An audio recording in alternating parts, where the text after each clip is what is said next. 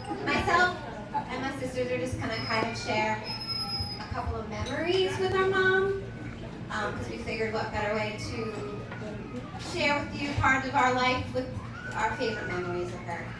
I'm gonna start off with some hectic memories. I have a bunch, but I'm gonna name two that are hilarious now that you look back, you know. So there was one day when we were in the house. It was a normal day. I was in my room, and I hear my mom scream bloody murder, scream like someone has died, right? I jump out of my bed, I run downstairs, and our dishwasher is completely broken. There's water spewing out of the bottom of the dishwasher, flooding our kitchen and dining room completely. Mom's in front of it with towels, and she's soaking wet, putting her whole body on top of this water, screaming at me, "Call the cops! Call 911! Something! I don't know what's going on!" So it's just me. I think Stacy might have been home, and I forget who else was home. I think it was just me and my mom.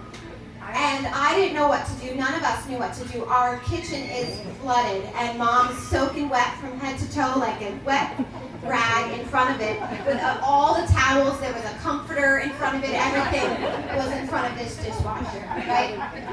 So I called 911 because I don't know if this is a real emergency. I was maybe 13, 14, and I'm like, okay, this is what you call 911 for. I called 911, and the lady's like, excuse me? And I was like, there's water spewing out of our dishwasher. My mom's freaking out. She told me to call 911. So meanwhile, I hung up.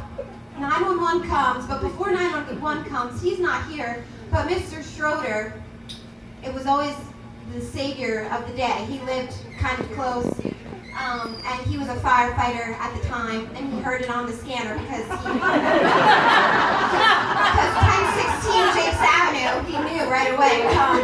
And so he heard it on his scanner. He gets there first, and he's like, well, where's the main water valve? Like, you should know this, Valerie. And she's like, I don't know. He goes downstairs. He turns off the main water valve. The dishwasher stops spewing water all over the place. Meanwhile, there's still water everywhere. My mom's crying her eyes out, and he's like, you just need to turn the main water valve out. Saved the day, I guess. We had to clean up everything. We got our dishwasher fixed. But I'll never forget that moment because I called 911 for a broken dishwasher. And then they all showed up, and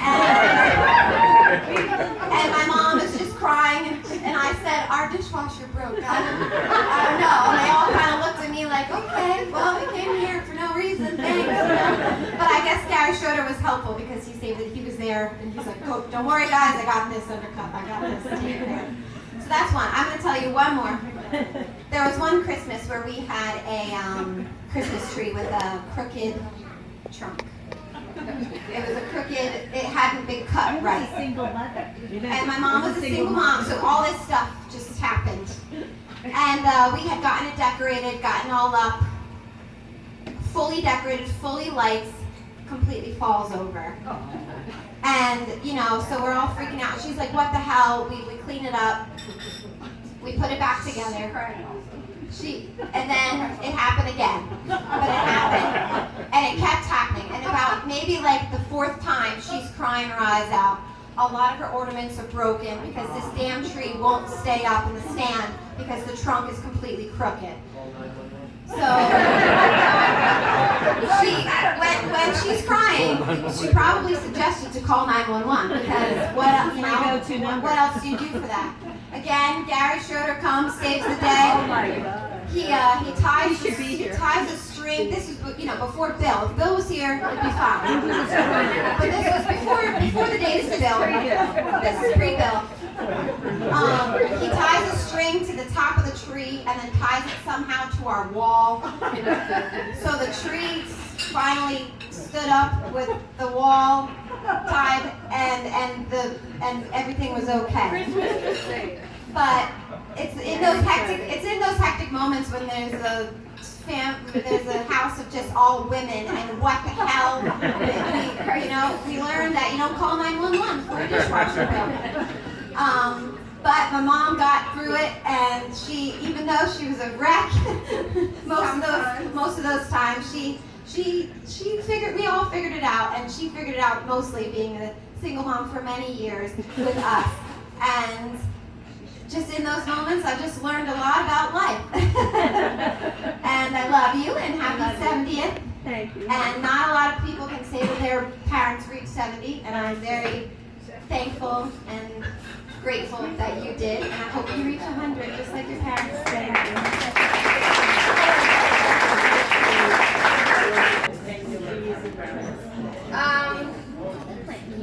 Okay, I'm Stacy, the oldest.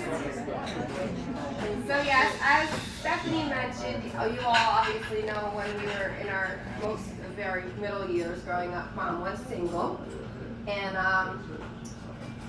she had a lot of struggles, and there's a lot of things that were difficulties in our lives, and things that we maybe didn't all get to do sometimes, but she always made sure that we were taken care of, that we did everything we wanted to do, sports, cheerleading, dancing, everything. You name it, it was paid for, and we did it. Yeah. A lot of help came from me, Mom, Beepa sometimes, or for extra things, but she made it work. She made us have a great childhood. And one of the main things that we all remember is she always took us on vacation, no matter what. Gun-ho, always took us. She planned where we were going to go, but then that was it. She didn't plan anything else. We had a map, and we had all our stuff with us, and we knew how long we were going to be away for, but we didn't have any reservations. We didn't have any actual plan to where we were staying or anything. We kind of just did it. We drove, and when we were tired, we pulled over and found somewhere to stay. And then if we had to continue on the next day, we did. And we would, I was her co-pilot, I was the map reader, I was the oldest, sitting next to her. So I would read the map, and if we were in traffic, there was no phones back then, there was no traffic apps. So I would say, she would say, Stace, find an alternate route. So I would find an alternate route. I would tell her which exit to get off of, what street we were looking for, and which way to go. So it was an experience. And then once we got to where we were going, we had to find a hotel. So sometimes we had to go to 5, 10 different ones before we found vacancy. And she always said, you know what? If we don't find any place, we can always sleep in the car. But we never had to. Thank God. Yes, and we were very high maintenance, me and my sisters. We were like, Mom, if there's no pool, we're not staying there. We'll stay in the car. We needed a pool, and at least a pool. That was our main concern, because it was summertime, and we were hot. And not to mention, we were hot because when we were growing up, our cars didn't have AC. Ever. We had these, the Mr. fans with the spray bottles. So when we were in traffic and there was no wind with the windows, we were misting ourselves with these fans. Every year we went on vacation. Every year we had no AC. Every year it was hot and, hectic and crazy, and we were sweating, but we loved it because Mom showed us so many different places. We went all up and down the East Coast. Any state you can name. We were in Canada, Maine, Vermont, New York, Pennsylvania, Florida, Georgia to visit Aunt Sherry, South Carolina, Myrtle Beach, we did Virginia, we did all of it, you name it, we did it. So she always made sure that we had a great vacation and a great experience. And it wasn't easy for her as a single mom, but we made it work. As all women traveling by ourselves, we made it work. So I just want to say thank you, Mom, for doing that. It was a lot of hard work. Middle child, last, as always. So yeah, I'm a middle child. And you didn't mention my favorite, the Dude Ranch. Oh, Dude Ranch! That was my favorite. Or was it me? You got to ride horses all day long. They were like done. I'm like, I'm gonna go ride a horse. See you guys later. They were at the pool. Yeah, we're in the pool. So I don't have a specific memory, but I just wanted to say, well, I have a lot, obviously, but they covered the main ones. I just wanted to say that, as you guys know, she was a single mom, and so I learned so much from you over these years. Obviously everything, but the main thing was how to be a great mom, how to be a great friend, how to be a great sister, and going through my own becoming a single mom, I never really worried. I was always like, well, I could do it. My mom did it, so I can do it. So I just wanted to say thank you for being our role model, our best friend, even though I went through a little phase. She was not my friend. I tried. That's typical. We all come back around. So now I think I call her probably once a month and say, I'm really sorry for not picking up my room because I'm always yelling at my kids.